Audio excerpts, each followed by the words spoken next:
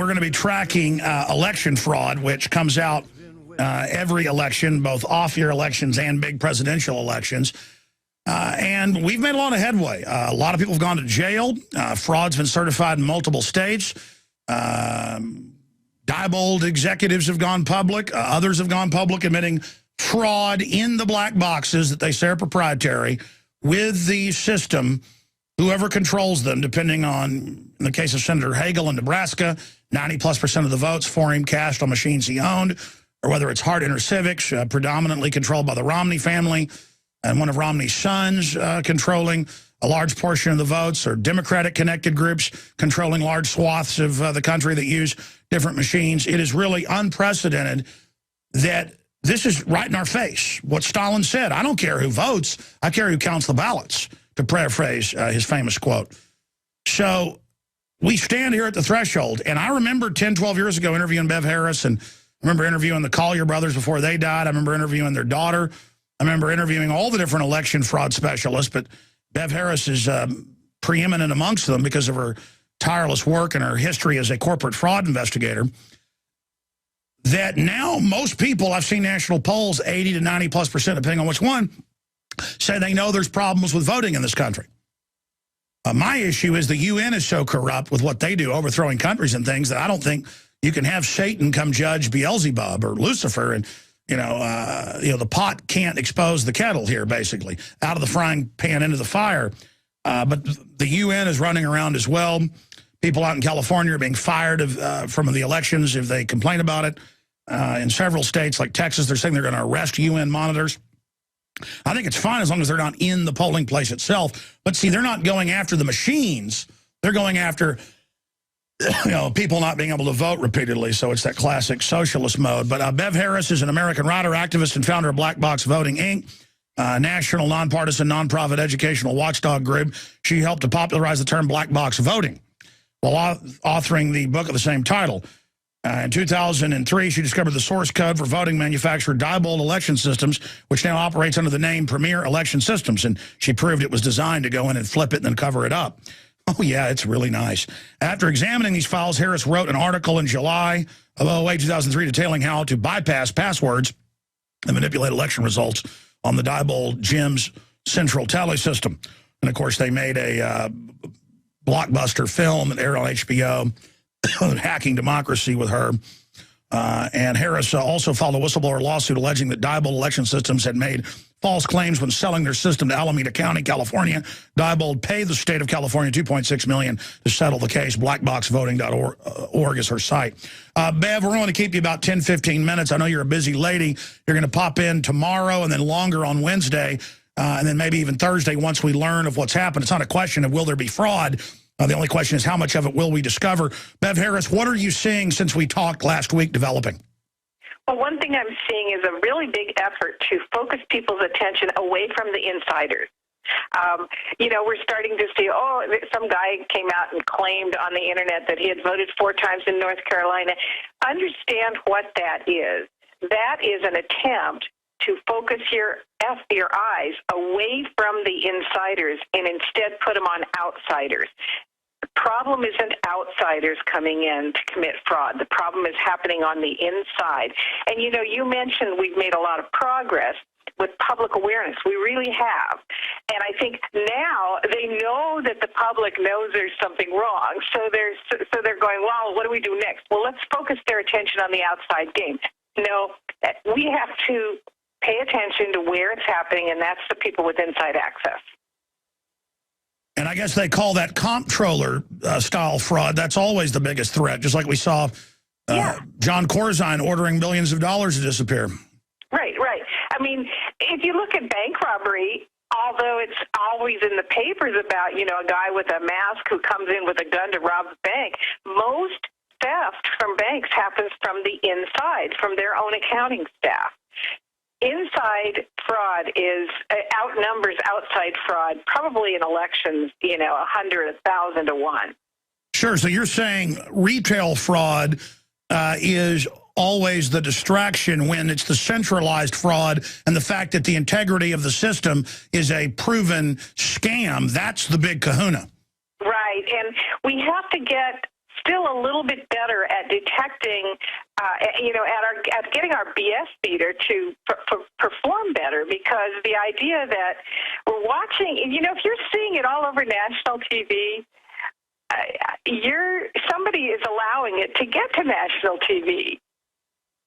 That's right. They fight tooth and nail to suppress for decades the electronic voting machine fraud that you and others have forced out in the open, but they never want to cover that.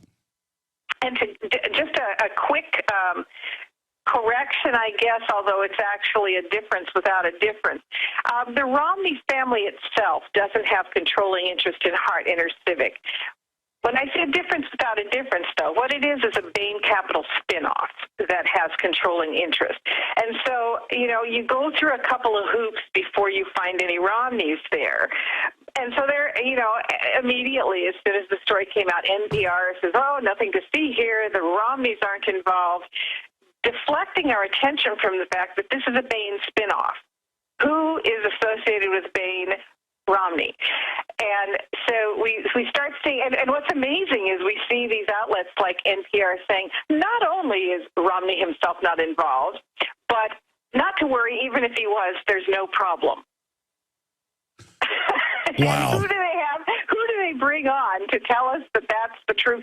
An election official who says, of course, nobody could tamper with my machines. It's just such silliness. Yeah, you have the Democrats and the Republicans defending a proven fraudulent system. And again, I've got a couple of subsidiary companies, but they're still under my control. And to sit there and say, oh, well, it's a subsidiary, so it's not a conflict of interest. That's kind of like Romney saying, I have these blind trust, and they're not really blind trust because they're still in there manipulating them. Right. So, I think we're getting closer, though, Alex, to getting the public to the tipping point.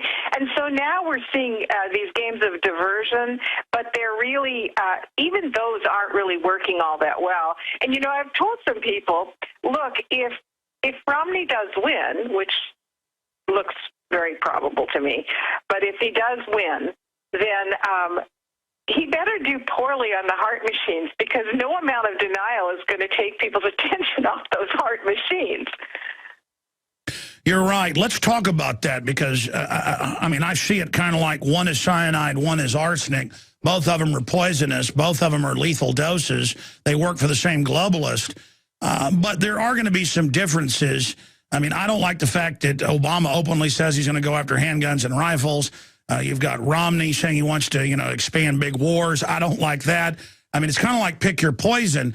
But I do see Michael Moore calling for violence if Obama is not elected, saying that, well, if he's not elected, it's fraud. I see Bill Maher stirring up divide and conquer, really saying some horrible things. What do you think's going on behind that? Because you and I that are, old school hands of the world studying this, they wouldn't let them, go out and put this out in the media if they weren't being given some type of okay from up top. So, what do you think the strategies are on both sides from these groups? And I really respect your view. Why do you think it's going to be Romney when the mainstream media is saying it's going to be Obama? Well, what I watch, why I think it's going to be Romney, and by the way, that doesn't have anything to do with who really voted for who. That just has to do with who the chosen winner will be. What I watch right before the election is when they send out things all over the mainstream media to create plausibility, and especially when they send out implausible things to create plausibility. Let me give you an example. In 2008 in New Hampshire in the primary, we saw this happen with Hillary Clinton. Now, she had just lost the Iowa caucus, and she came out and they said, well, Hillary was 18 points behind, but she's caught up now because she cried. And that made all the women decide to vote for Hillary. That's what I call implausibly trying to develop a veneer of plausibility. Well, I've been seeing a lot of that in terms of the Romney thing, where they're trotting out polls that are from these companies that use a known bias in their sampling method, and they're ignoring some of the other polls. And if they're working so hard to create plausibility, then it makes me think that they need that plausibility for some reason, i.e. they plan to create a result that they need plausibility. Sure, Bev, I agree with you to a point, but we see both sides doing this. Having the bookies come out in Europe and the U.S. and say, 70+% chance that it's going to be Obama, or all the polls that were showing Romney winning by 3 to 5 points suddenly show it neck and neck or Obama winning. Now, see, I've missed that. I've been watching the other flip, so who knows now? Well, then maybe not, I'm who knows? We're going to find out tomorrow. At predicting winners, by the way, I should tell you that. Well, Bev, let me just add this. When it's all a smokescreen and fraud with both sides, who could know? I mean, it's gotten so corrupt, maybe they don't even know. It's whoever can snatch the most, control the most machines. Well, yeah, regardless of who wins, there's absolutely no reason to have confidence in it. And there's also no reason to commit violence, because guess what? That's not going to get us any farther, any more than, you see a bunch of people marching around in the street with signs nowadays. That doesn't work. That worked in the 60s. It doesn't work now.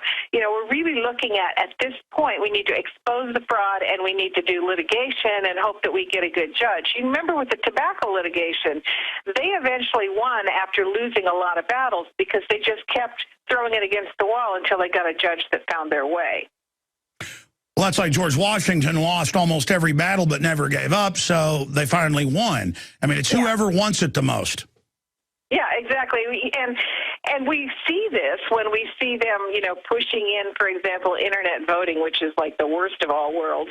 And every time it gets defeated by citizens coming up to the legislator and testifying against it, it comes right back the next year with its corporate sponsors. Well, we got to do the same thing. If we want public sovereignty, if we want public control of our own government, we can't just give up after losing one fight.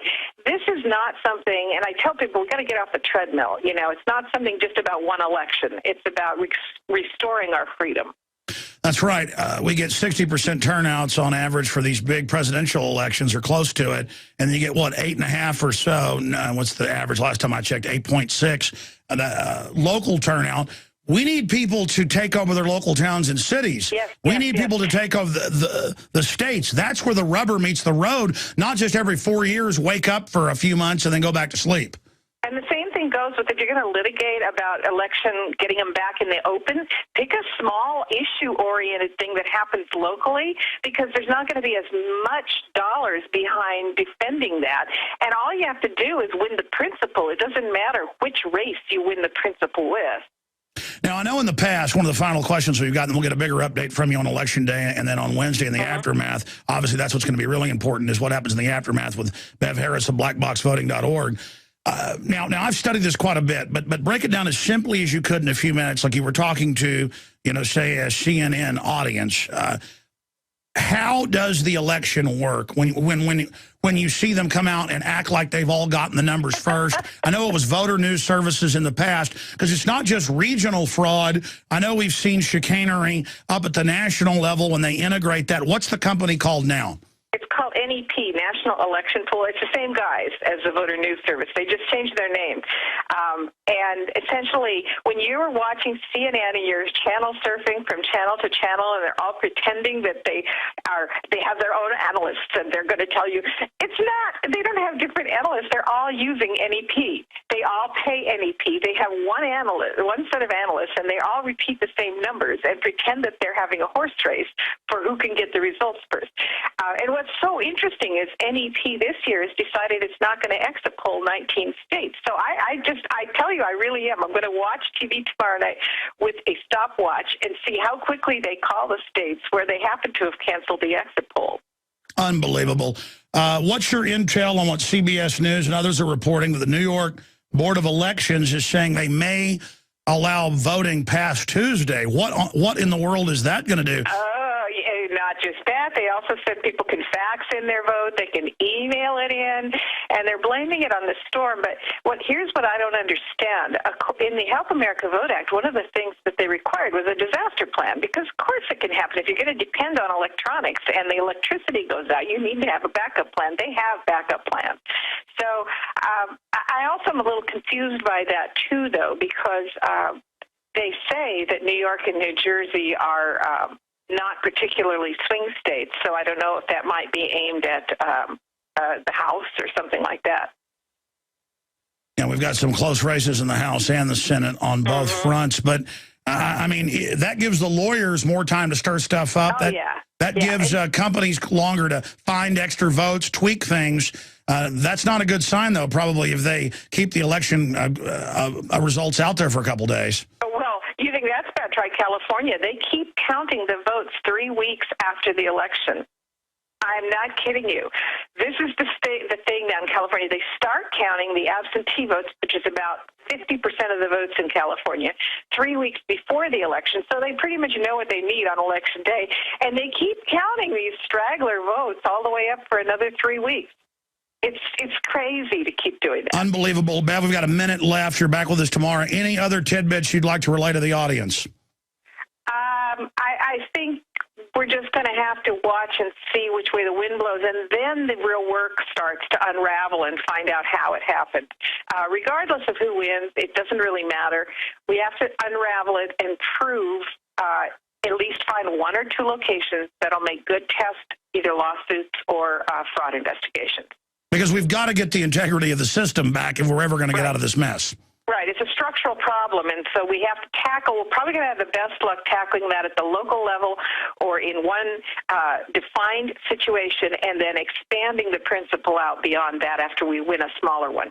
Folks, if you want to make real change, go to blackboxvoting.org and donate. Support this lady. She's going to be out there, and in the days and weeks after, we'll get updates from her as she ferrets out more corruption. She is absolutely like a pit bull, expose these guys over and over again. Bev Harris, we'll talk to you again tomorrow. Thanks, Alex. Every 4 years, the United States of America hears the drumbeat of billions of campaign dollar attack ads, meaningless debate with empty analysis and poll after poll after poll. This can only mean one thing. It's time to pick our globalist puppet leader. We're going to be left with a choice of a lesser of 2 evils. And I'm saying I don't go out with evils. I don't deal with evils. I don't do business with evils. I don't hang out with evils. Why would I vote for an evil to run my life or run my country? Will it be globalist puppet A or puppet B? They continue to vote for these Democrats and Republicans, the people that are wrecking our country, and yet they still vote for them. Unlike North Korea and China, we Americans have the illusion of choice this November 6th. I think that a lot of votes are going to be stolen. I don't know how you could possibly have voter fraud when your son owns the voting machines. 1.4 million votes were lost, spoiled as they call them in the biz, through these so-called glitches. The choice is not up to you. Which management team from Slavery Incorporated will run our country into oblivion for the next 4 years? Tune in to Infowars.com or PrisonPlanet.tv this Tuesday, November 6th, as another meaningless pageant is played out.